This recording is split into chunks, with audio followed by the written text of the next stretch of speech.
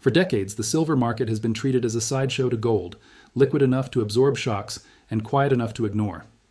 That assumption has underpinned policy decisions, industrial procurement, and retail investment behavior across the United States, and it's precisely why the current signals feel so uncomfortable to those watching closely, because they're not coming from speculators or fringe corners of the market, but from institutions that rarely speak unless something has already shifted beneath them. Quietly, the first signs didn't appear in price charts, but in logistics. Delivery timelines began stretching, not catastrophically, but just enough to raise internal questions that never reach press releases.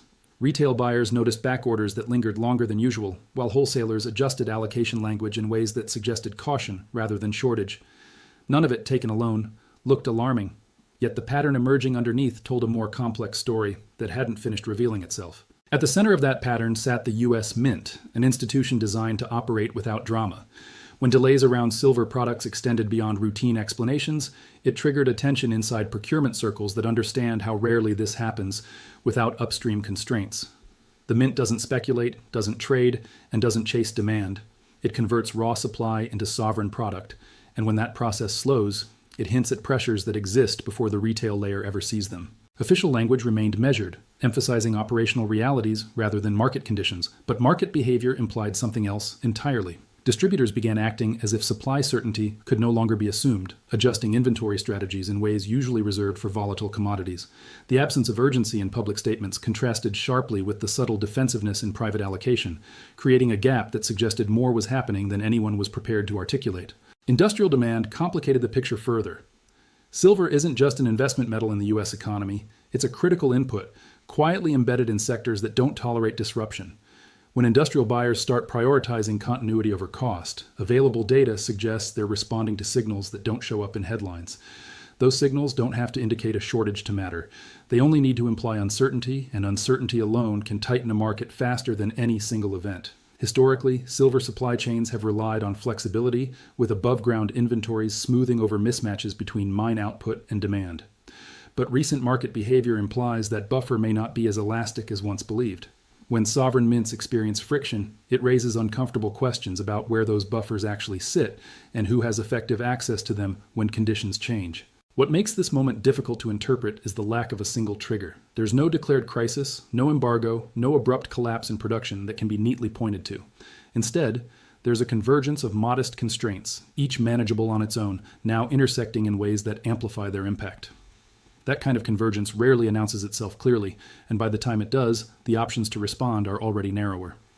For market participants accustomed to transparency through price alone, this is an unfamiliar terrain. The signals are procedural, administrative, and logistical rather than financial, which makes them easier to dismiss and harder to analyze. Yet those same signals have historically preceded more visible shifts, leaving those who ignored them asking different questions later, when the answers are no longer theoretical. If the delays at the U.S. Mint are not an anomaly but an early indicator, then the implications extend far beyond coins and collectors.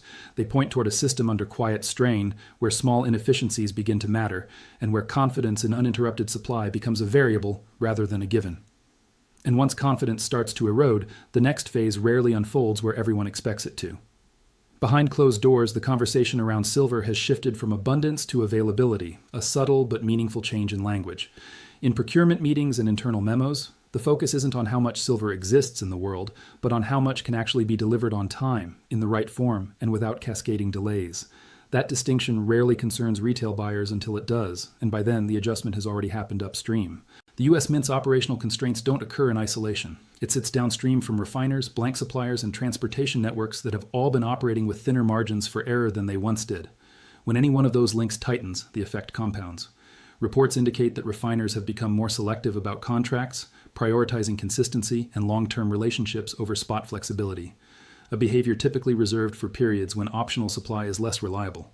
At the same time, wholesale markets have begun reflecting a preference for immediacy. Premium structures on certain silver products have shifted in ways that price charts alone don't capture, suggesting that availability now carries its own value separate from the metal itself. This isn't panic pricing, it's a quiet repricing of time, where delivery certainty becomes part of the cost calculation, and delays introduce friction that didn't previously exist. What's notable is how little of this is visible to the average observer. There's no sharp spike, no headline-grabbing shortage, just incremental adjustments that collectively signal stress. Market behavior implies participants are hedging not against price volatility, but against logistical uncertainty, a far more difficult risk to model and one that tends to surface only when systems are already under pressure. Industrial users add another layer of complexity. Many of them operate under just-in-time frameworks that leave little room for disruption. When even minor delivery slippage forces changes in procurement strategy, it ripples through supplier networks quickly. Available data suggests some industrial buyers have quietly increased forward coverage, not because silver is suddenly scarce, but because predictability has become less certain. This shift places the U.S. Mint in an awkward position. It can't compete with industrial buyers on price or flexibility, nor is it designed to hold strategic stockpiles beyond operational needs. Its mandate assumes functional markets upstream, and when those markets tighten, the Mint's role as a steady supplier becomes harder to fulfill without drawing attention to the underlying causes. Meanwhile, secondary markets have begun to adapt. Dealers adjust messaging, manage expectations, and subtly reframe delays as normal, even as internal timelines stretch. That normalization can persist for longer than expected, masking the progression of strain until a threshold is crossed. History suggests that when those thresholds become visible, the response window is already compressed. None of this points to an immediate breakdown, but it does suggest the system is operating closer to its limits than the surface indicators imply. When multiple participants act as if resilience is declining, even without confirmation, the collective effect can accelerate tightening on its own. That feedback loop doesn't require fear, only caution, and caution is already evident in the way silver is being handled.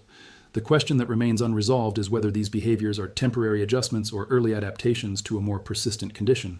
The difference matters because one can unwind quietly while the other reshapes expectations for years, and the market hasn't yet shown which path it's preparing for. Historically, silver's vulnerability has never been about geology but about structure. It's mined largely as a byproduct, refined through concentrated channels, and consumed in forms that don't easily return to the market. That structure works smoothly when demand patterns are stable, but it leaves little slack when multiple pressures align, and the current environment shows signs of that alignment taking shape without a clear point of origin. Mining output, often cited as a stabilizing factor, doesn't respond to silver prices in the way many assume. Because most silver comes from operations focused on other metals, production decisions are driven by economics unrelated to silver itself. Available data suggests this has limited the market's ability to increase supply quickly, even as downstream demand shifts, creating a lag that becomes visible only when inventories start absorbing the difference. Refining capacity adds another constraint. Silver must meet precise specifications before it can be converted into investment or industrial products, and that process isn't infinitely scalable. When refiners reach capacity, they don't announce shortages, they extend timelines. Those extensions, multiplied across contracts, subtly alter the rhythm of the market, turning what used to be a smooth flow into a series of managed delays that few outside the system fully appreciate. Transportation and insurance costs, often overlooked, further complicate availability. Silver's bulk and value make it sensitive to logistical friction, especially when shipping networks are already strained. Market behavior implies that some suppliers are prioritizing routes and clients that minimize complexity, which can leave other channels waiting longer, even when metal exists elsewhere. In this context, the U.S. Mint's delays look less like an isolated operational issue and more like a downstream reflection of upstream triage. The Mint doesn't have leverage over mining schedules or refining queues, and it doesn't stockpile beyond immediate needs. When its timelines stretch, it suggests that upstream participants are making choices about where limited capacity is deployed first. Retail demand, often blamed for tightening, plays a smaller role than assumed. While interest ebbs and flows, it's rarely large enough on its own to strain the system. What matters more is how retail demand intersects with institutional priorities, especially when both are drawing from the same refined supply pool. When that intersection becomes crowded, even modest retail interest can have outsized effects on availability. This dynamic exposes a misconception about silver's liquidity. High trading volume in paper markets creates the impression of depth, but physical markets operate under different constraints. The gap between the two widens when delivery matters more than settlement, and recent behavior suggests that gap is being tested, not through confrontation, but through quiet adjustment. As these structural factors converge, they begin to reinforce one another. Limited production responsiveness feeds refining bottlenecks, which amplify logistical friction, which in turn affects institutional delivery schedules. None of these elements signal crisis individually, but together they create a system where flexibility erodes incrementally, leaving fewer options when conditions shift further. What remains unclear is how much resilience is left before these incremental pressures become visible beyond industry circles. The market has absorbed similar strains before, but not always under the same combination of industrial reliance and institutional demand. Whether this convergence stabilizes or intensifies depends on factors that haven't yet declared themselves, and that uncertainty is already influencing behavior in ways that may shape what comes next. At the institutional level, the most revealing signals aren't found in public statements, but in how risk is being managed quietly. Banks, custodians, and large intermediaries don't react to rumors. They react to friction. When processes that once ran automatically begin requiring exceptions, reviews, or contingency language, it indicates a reassessment is already underway, even if it hasn't reached policy or disclosure. One area where this is emerging is in contract structure. Market behavior implies a growing preference for terms that emphasize delivery windows and substitution rights, clauses that rarely draw attention in stable conditions. These aren't signs of alarm, but of recalibration, as participants adjust to a market where timing and form are no longer assumed constants. When contracts evolve, it's usually because past assumptions have stopped holding quietly. Custodial practices offer another clue. Silver held in allocated form carries different implications than metal promised but not yet processed. Reports indicate heightened scrutiny around inventory classification, with more emphasis on what is immediately deliverable versus what exists on balance sheets in less tangible form. That distinction matters when physical flow slows, and it tends to surface only when institutions anticipate questions they'd rather not answer later. The divergence between paper representation and physical handling becomes more pronounced under these conditions. High liquidity in derivatives can mask tightness in the underlying metal, at least temporarily. But when participants begin favoring physical certainty over financial exposure, it suggests confidence in seamless conversion is no longer absolute, a shift that can alter behavior without moving prices in obvious ways. For the U.S. Mint, this environment complicates communication. Its role depends on public confidence and steady supply, yet acknowledging upstream constraints risks inviting scrutiny it's not designed to manage. As a result, language stays operational, procedural, and contained, even as external observers try to read between the lines. That restraint itself becomes part of the signal. Meanwhile, industrial planners are watching closely. Silver-dependent manufacturing doesn't need shortages to act. It only needs to perceive increased risk of delay. When planners adjust safety margins or sourcing strategies, they do so months in advance, and those decisions don't reverse easily. Available data suggests some of these adjustments are already in motion, subtly increasing competition for refined supply. This competition doesn't manifest as bidding wars, but as prioritization. Suppliers choose clients based on reliability, volume, and relationship stability, leaving less favored channels to absorb variability. Retail and sovereign minting often fall into that latter category, not because they're unimportant, but because they're more flexible in theory. In practice, that flexibility becomes the pressure valve for the system. As these institutional behaviors align, they create a feedback loop that tightens availability without requiring any dramatic event. Each participant acts rationally within their mandate, yet the aggregate effect narrows options for those at the end of the chain. The system continues to function, but with less tolerance for surprise. The unresolved tension lies in whether this recalibration remains contained within professional circles or begins influencing broader expectations. Once perceptions shift publicly, even slightly, the dynamics change in ways that are harder to manage quietly, and the signs suggest that threshold may be closer than it appears. For U.S. retail markets, the effects of tightening silver availability tend to surface indirectly, filtered through pricing structures and product mix, rather than outright absence. Coins remain listed, bars remain advertised, but the underlying conditions governing their availability shift subtly. When certain formats disappear temporarily or return with adjusted premiums, it reflects decisions made far earlier in the supply chain. Dealers don't like surprises, and their recent behavior suggests an effort to smooth expectations rather than react publicly. Inventory strategies have become more conservative, favoring faster turnover and reduced exposure to long lead times. That shift isn't driven by fear of demand spikes, but by uncertainty around replenishment, a concern that rarely appears unless suppliers themselves are offering fewer guarantees. The U.S. Mint's role in this ecosystem amplifies these effects. Sovereign products carry a signaling weight that private minting doesn't. When those products face delays, it influences how the entire retail market is perceived, even if alternative supply exists elsewhere. Retail buyers may not track refinery capacity or mining output, but they recognize when official channels slow, and that recognition shapes behavior in unpredictable ways.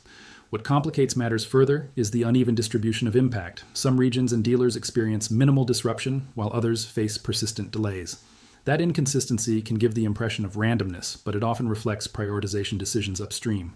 When supply is allocated rather than abundant, uniformity breaks down, and perception becomes fragmented. Investor psychology in the US tends to respond more to availability than to abstract risk. When products are accessible, confidence remains intact. When access becomes uncertain, even without price movement, behavior shifts. Available data suggests that recent buying patterns have been less about accumulation and more about securing exposure while channels remain open, a subtle but meaningful change. This environment creates a paradox. The absence of overt crisis reduces urgency, yet the accumulation of small frictions increases sensitivity. Participants adjust quietly, reinforcing the very conditions they're adapting to.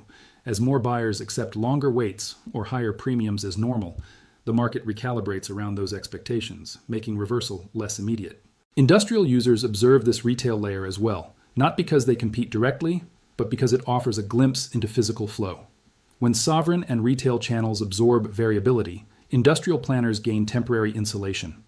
But that insulation has limits, and once it's exhausted, adjustments move upstream rapidly.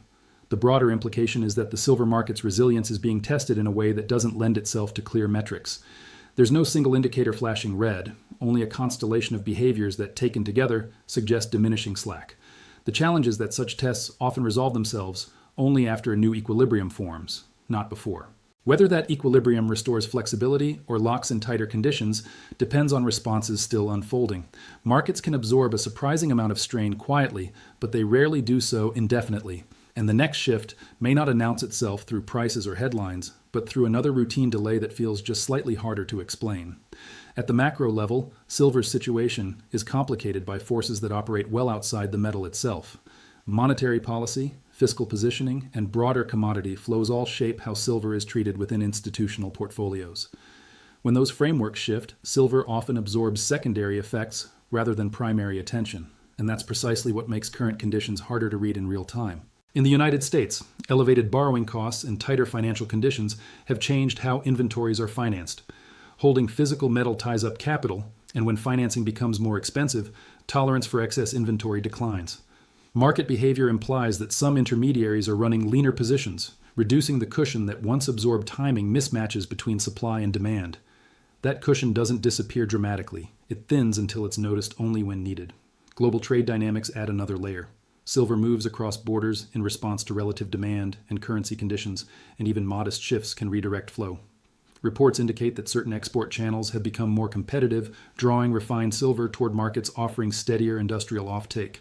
When that happens, domestic availability isn't eliminated, but it becomes more contingent, dependent on timing rather than volume. This reallocation isn't coordinated or visible, yet it affects downstream participants unevenly. The U.S. Mint, operating within domestic frameworks and long-standing supplier relationships, may find itself competing indirectly with overseas demand that values consistency over immediacy. That competition doesn't show up as lost contracts. It appears as slower fulfillment and extended scheduling. At the same time, strategic stockpiling remains limited. Unlike energy or agricultural commodities, silver doesn't benefit from formal reserve structures designed to smooth disruption. Its role straddles investment and industrial use, leaving it without a clear policy anchor. As a result, responses to tightening conditions are left to market participants whose incentives aren't aligned towards systemic resilience. The paper market continues to project an image of stability, reinforcing complacency among those who equate liquidity with availability. But liquidity can persist even as physical flow tightens, at least for a while. The divergence becomes problematic only when conversion from financial exposure to physical delivery is tested more broadly, something that hasn't occurred yet but is being quietly prepared for in certain corners. U.S. institutions are particularly sensitive to reputational risk. Failing to meet delivery expectations, even for reasons beyond control, carries consequences that extend beyond balance sheets. This sensitivity drives conservative behavior, encouraging early adjustment rather than reactive explanation. When institutions begin adjusting before necessity is obvious, it suggests they're responding to signals not widely visible. All of this unfolds against a backdrop of muted public attention. Silver rarely commands sustained focus unless prices move sharply, and prices haven't yet told this story. That disconnect allows structural shifts to progress without scrutiny, but it also means the eventual recognition, when it arrives, can feel abrupt. The unresolved question is whether these macro and institutional pressures will ease on their own or entrench a new baseline of tighter physical management. Markets often adapt quietly until adaptation itself becomes the constraint, and the closer the system moves to that point, the fewer indicators remain that can be ignored. The longer these conditions persist, the more they influence expectations, and expectations in commodity markets have a way of shaping reality. When participants begin assuming delays as part of the process, they plan accordingly, locking in behaviors that reduce flexibility further. This isn't a sudden shift. It's a gradual normalization that can be difficult to reverse once it settles in. Within the U.S. silver ecosystem, that normalization is beginning to show in how timelines are communicated. What once required explanation now passes without comment. Extended fulfillment windows are treated as standard operating conditions, not exceptions. That change in tone doesn't reflect acceptance of scarcity, but acceptance of friction, which can be just as impactful over time. The U.S. Mint, constrained by its mandate and public role, becomes a focal point for this adjustment. It can neither accelerate upstream processes nor stockpile against uncertainty. Its function is reactive by design, dependent on the smooth operation of markets it doesn't control. When those markets tighten, the Mint's reliability is tested, and with it, public assumptions about the ease of accessing physical silver. This has implications beyond coins and bars.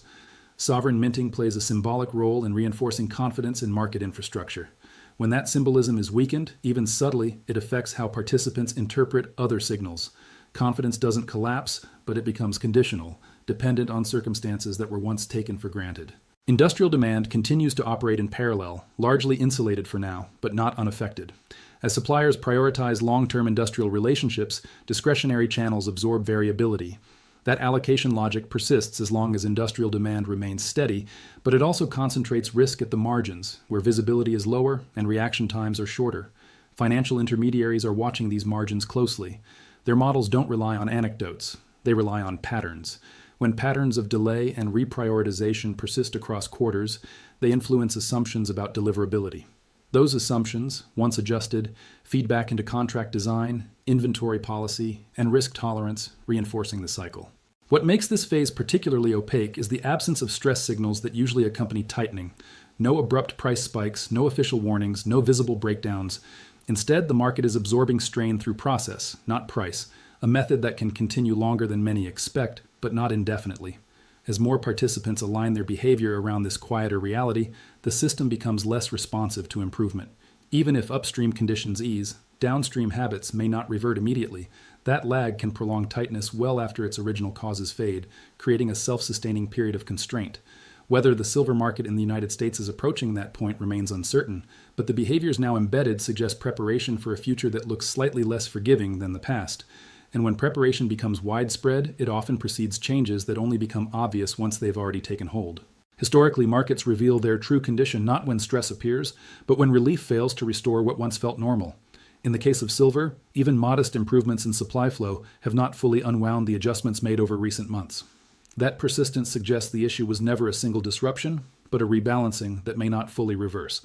In the United States, this rebalancing is beginning to influence how institutions think about silver's role altogether, not as a crisis asset or a speculative vehicle, but as a material whose reliability can no longer be assumed without qualification. That shift doesn't require scarcity. It only requires repeated reminders that access depends on more variables than price. The U.S. Mint's extended delays, viewed through this lens, become less about operational strain and more about systemic signaling. They reflect a supply chain operating closer to its constraints, where minor inefficiencies propagate outward rather than being absorbed. When a system loses its ability to absorb, even small shocks take on disproportionate importance. What's striking is how little margin remains for error. There's no obvious excess inventory waiting to be mobilized, no dormant capacity ready to smooth volatility. The system functions, but tightly, leaving participants reliant on coordination rather than abundance. Coordination works until it doesn't, and its failure modes tend to be abrupt. For market participants, this creates a dilemma. Acting too early risks overreacting to conditions that might ease. Acting too late risks being caught behind institutional reprioritization that offers no warning. Many choose the middle path. Incremental adjustment, quiet hedging, and reduced reliance on assumptions that once felt safe. This behavior reshapes the market without fanfare. Liquidity remains, transactions continue, and confidence appears intact on the surface. Yet beneath that surface, the definition of normal has shifted slightly, and those shifts accumulate. Markets rarely announce such changes. They embed them. The silver market's history is full of periods where tightness emerged gradually, only to be recognized in hindsight. Those moments weren't defined by shortages, but by lost optionality. Once optionality disappears, restoring it takes more time and coordination than most expect. What happens next depends less on any single institution and more on whether the system regains flexibility. If it does, these months will be remembered as a narrow passage. If it doesn't, they'll mark the point where assumptions quietly changed. For decades, silver's reputation rested on its quiet reliability, a metal that moved through markets without demanding attention. What the recent delays at the U.S. Mint have exposed isn't a collapse of that system, but a thinning of the margin that once made reliability feel automatic. When processes slow without breaking, they reveal where resilience has already been spent. The significance lies less in any single delay and more in the behaviors that have formed around them. Institutions don't adapt unless they believe conditions warrant it, and those adaptations now span contracts, inventory policies, and delivery expectations. Each adjustment is rational on its own, but together they signal a market operating with fewer assumptions and more conditions attached. Silver hasn't disappeared, and availability hasn't vanished. What's changed is the ease with which access can be taken for granted. That distinction matters because markets built on convenience respond differently than markets built on constraint. Convenience invites participation, constraint demands prioritization. The U.S. Mint sits at the intersection of those dynamics, reflecting pressures it didn't create and can't resolve independently. Its delays act as a visible proxy for invisible decisions made further upstream, decisions shaped by capacity limits, industrial priorities, and a global flow that no longer favors uniformity. Whether this period marks a temporary tightening or a longer-term shift will only be clear after expectations settle. Markets can live with friction if it's predictable, but unpredictability reshapes behavior in lasting ways. The longer these conditions persist, the more they redefine what participants consider normal. What remains is a market still functioning, still liquid, but subtly altered. Silver continues to trade, be minted, and be consumed, yet under a framework that feels less forgiving than before. And once a market learns to operate without forgiveness, returning to ease is never as simple as waiting for supply to improve.